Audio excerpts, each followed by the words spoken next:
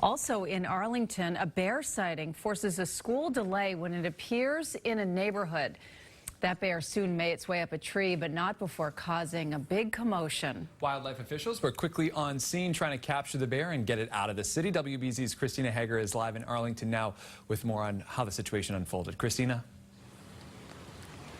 Chris, you can imagine this neighborhood was abuzz when we got here this morning. Everybody out of their house watching this bear hanging on to some tree limbs in a tree, and it went on for hours. Now, the bear is being released west of 495 into a state forest, which is where wildlife experts say it belongs. It's about 3 years old, they say, about 130, 140 pounds, and it was spotted walking around Arlington very early this morning when neighbors say they saw it walking through their yards. They scrambled to get a pet dog out of the way and watched the bear climb a tree, and this went on for hours. Neighborhood kids who planned to walk to school were forced to stay inside. The local elementary school had a 1-hour delay start, and everyone watched while environmental police and firefighters and the state wildlife bear biologists worked to shoot the bear a couple times with tranquilizer guns.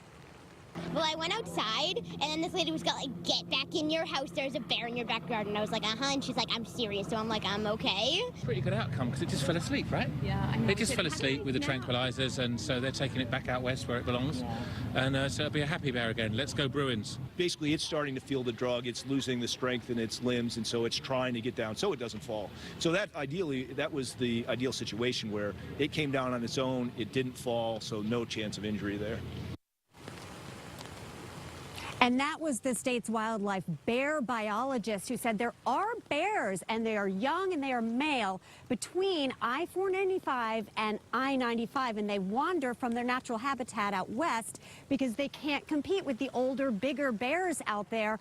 And sometimes, like this bear, they just wander a little too far east. And so the local neighborhood kids called him Fluffy. Some other people say it's a sign for the Bruins. Live in Arlington, Christina Hager, WBZ News.